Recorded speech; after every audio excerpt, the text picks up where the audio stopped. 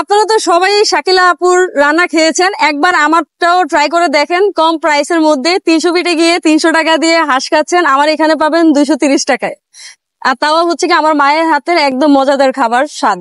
আসসালামু আলাইকুম প্রিয় দর্শক, সবাই কেমন আছেন? আশা করি ভালো আছেন। দর্শক শ্রোতা, দেখতে পাচ্ছেন একজন সুন্দরী বোন, সে এখানে এই যে দেখেন দুইটা মাটির হাড়িতে কি বিক্রি করতেছে, আমরা একটু তার সঙ্গে কথা বলি। আসসালামু আলাইকুম আপু। ওয়ালাইকুম আসসালাম ভাইয়া, ভালো আছেন? আলহামদুলিল্লাহ ভাইয়া, আপনি কেমন আছেন? আলহামদুলিল্লাহ ভালো। এই মাটির হাড়িতে কি বেছেন এগুলা? ভাইয়া মাটির হাঁড়িতে হান্ডি হাঁস আর হান্ডি বিফ রান্না করছি। হান্ডি হাঁস, হান্ডি বিফ? জি ভাইয়া।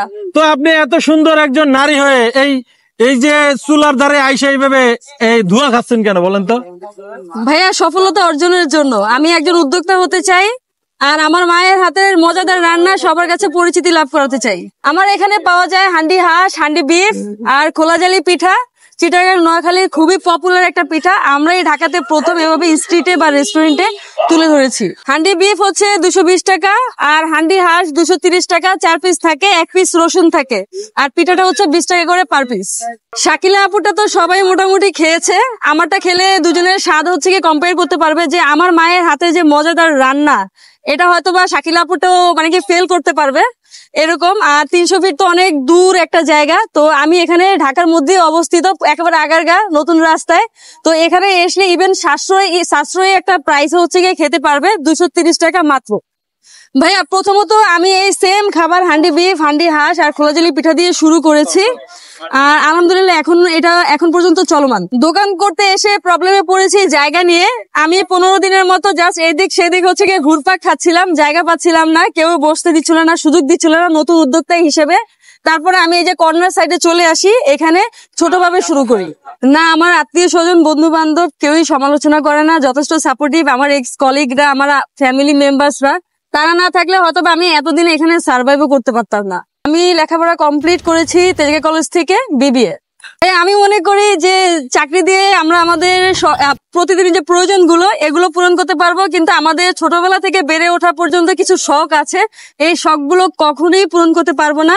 চাকরি দিয়ে দেখা যাচ্ছে আমাদের 1 থেকে 2 লাখ টাকা হাইস্ট গেলে স্যালারি হবে, কিন্তু আমি যদি বিজনেস করি বা একটা সময় দেখা যাচ্ছে আমার মাসিক ইনকামই 1 কোটি টাকার উপরে হবে। ভবিষ্যতে পরিকল্পনা হচ্ছে এই যেহেতু রাস্তায় নেমেছি, এখান থেকে ভালো একটা পজিশনে আমার রেস্টুরেন্ট হবে, রেস্টুরেন্টে কয়েকটা ব্রাঞ্চ হবে। যারা বিজনেস করতে চাইবে তাদেরকে বলবো যে পরিকল্পনা যদি সৎ থাকে মাঠে নেমে যান, পরে দেখা যাবে। মাঠে নামেন, দেখবেন সবকিছু এমনি স্বাভাবিক হয়ে যাবে, ইভেন ইনভেস্টমেন্ট না থাকলেও ম্যানেজ হয়ে যাবে। বাট সৎ ইচ্ছা দিয়ে মাঠে নেমে যান। আমি আনম্যারিড জন্মগতভাবে। প্রতিদিন সেল হয় দেখা যাচ্ছে 3টা 4টা এভারেজ। প্রিয় দর্শক, আপুর কথাগুলো শুনলেন, তো আপনারা চাইলে আসতে পারেন আপুর এই হান্ডি বিফ খেতে।